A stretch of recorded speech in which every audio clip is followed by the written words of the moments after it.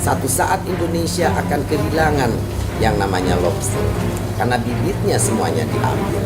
Mau ekspor atau tidak itu kan tergantung nanti hasil penelahannya seperti apa. Kebijakan menteri yang lama dari segi lingkungan oke, tapi dari segi kemasyarakatan dan ekonominya yang nggak ada. Bukan hanya bilang jangan, enggak. Mestinya keseimbangan itu yang diperlukan.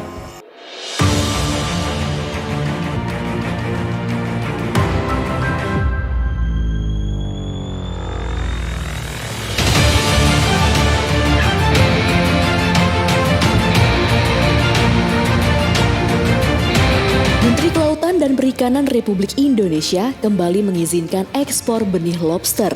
Kebijakan tersebut tertuang dalam Peraturan Menteri Kelautan dan Perikanan Nomor 12 Tahun 2020.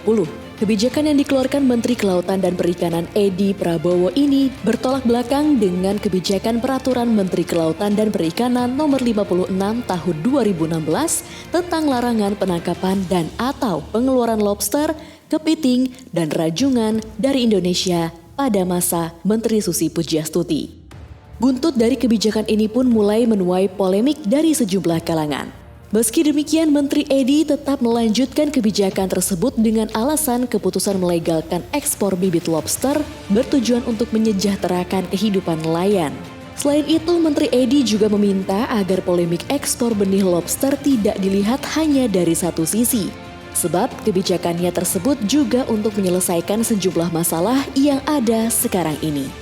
Ia mengatakan akibat dari larangan tersebut membuat sejumlah pengusaha tidak bisa menangkap benih lobster, padahal banyak pengusaha yang ingin membudidayakan lobster.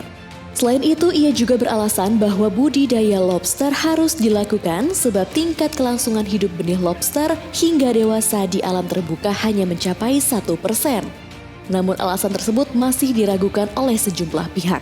Seperti disampaikan oleh tenaga ahli individual bidang ekonomi kelautan dan perikanan Suhana, apa yang disampaikan oleh Menteri Edi tidak jelasnya jurnal ilmiah. Berdasarkan catatan produksi, lobster dunia sampai saat ini masih tergantung pada hasil tangkapan. Selama periode 2010 hingga 2016, produksi lobster yang berasal dari perikanan tangkap mencapai 99,54%. Sementara dari budidaya hanya menyumbang sekitar 0,46%. Ia menyebut budidaya lobster di dunia sampai saat ini belum berkembang dengan baik dan masih mengandalkan produksi dari alam. Dengan begitu lobster justru dapat berkembang biak dengan baik di alam bebas. Berdasarkan data FAO, dalam periode 2010 hingga 2017, produksi lobster dunia rata-rata tumbuh 2,30% per tahun. Produksi lobster dunia pada 2017 mencapai 322.066 ton. Dengan rincian sebanyak 319.996 ton bersumber dari perikanan tangkap dan 2.070 ton dari perikanan budidaya. Maka itu ia menolak rencana pemerintah untuk kembali membuka ekspor benih lobster karena bisa mengancam habitat lobster dalam negeri. Jadi ekspor benih lobster ini untuk siapa? Apakah benar sebagai upaya budidaya lobster agar habitat lobster dalam negeri tetap terjaga?